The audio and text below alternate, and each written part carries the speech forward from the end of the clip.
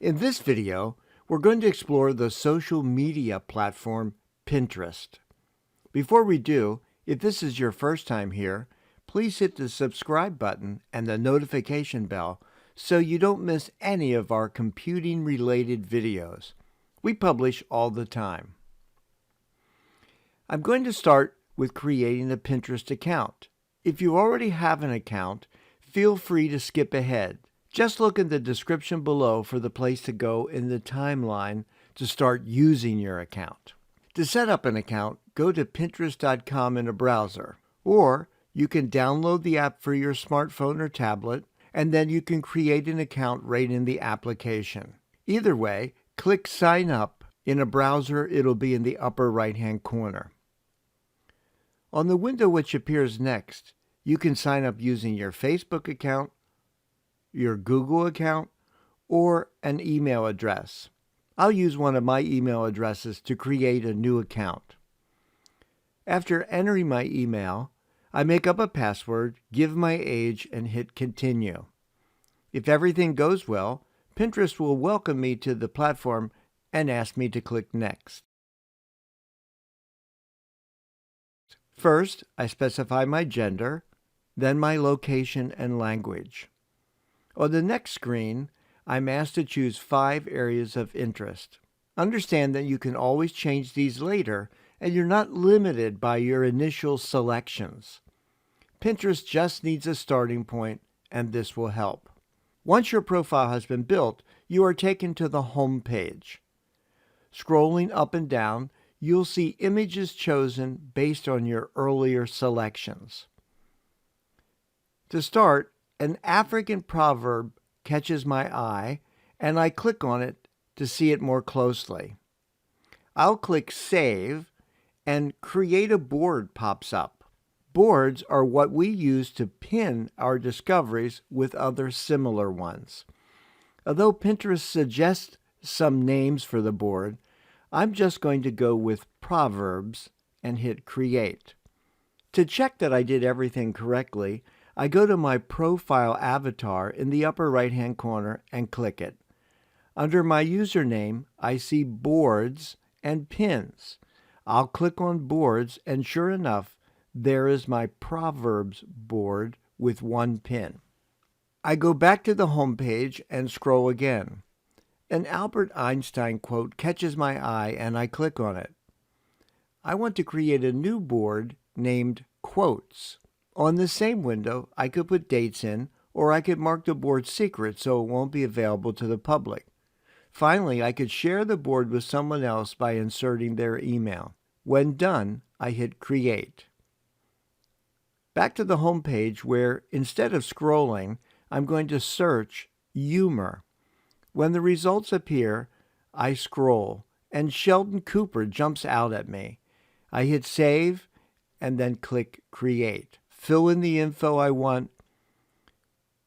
Curious, I go back to my avatar and click. Looking at boards, I see my 3 boards. I'm going to click on Quotes because off camera, I purposely pinned the same item twice so I could show you how to remove it. When you want to remove a pin, you click on the editing pencil. Then click Delete. Pinterest will ask you, "Are you sure?" and you'll click Delete Pin. Going back to the Einstein pin, I notice there's a username under the picture. This is the person who actually posted the pin. I click there so I can visit the user's profile. I can now see how many boards she has and how many followers, etc. I'll hit the Follow button. Back at the top of the page, instead of hitting Home, I click on Today. I can scroll up and down and see the daily inspirations. If I see one of interest, I can click on it and view it more closely. If I want, I can save it. Once again, going to the top of the page, I click on Following. This page will have pins from people I follow, and they will be shown at the top. For our example, I'm only following one person, so results may be somewhat limited. Back home and searching for humor again. I scroll and I find one I like. I save it in Seminar Humor. Going back to boards, I can see that there are 2 pins on my Humor board. By clicking on the Humor board and then hitting the editing icon on the lower left, I can fill out more information. First, a description. Next, a category from the drop-down list. When finished, I click Done. Back to the board, if I click More Ideas, I see pins related to my board topic. When I click on one, I see a new username. Clicking on that, I find a couple from New Zealand. I look over their boards and decide I want to follow them too. Let's go back to the Home tab. This time, instead of saving stuff from other people, let's upload something of our own. Down in the lower right-hand corner, we see a plus sign. Clicking on that, we see the message, Create a Pin. When we click on that, a new window appears. First, we're going to click to upload a picture.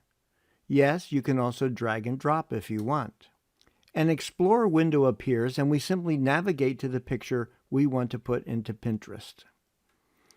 After we've uploaded the picture, we give it a name and a description. Next, we'll click on the drop-down menu and choose where we want the pin saved. If the picture doesn't fit on a board we already have, we create a new one.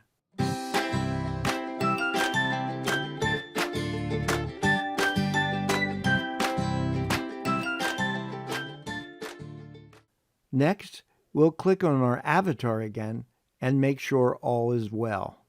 Although I've been working on the computer, I can click to get the app for my phone or tablet. Let's look at the app on my iPhone. It's very similar on the Android. When I log in, I see it's not a lot different than online. For You and Today at the top. Also Following. If I click on my board names at the top, I'll see similar pins that I might be interested in. That's how Pinterest works, but why might you want to use it? Let's say you're going to remodel your kitchen. You might create a board entitled Kitchen Remodel, and you might pin ideas on that board. Everything from kitchen cabinet styles to paint colors to kitchen sinks. When it comes time to make decisions, everything would be in one place on one board. Now that this video is over, go to Pinterest. Give it a try.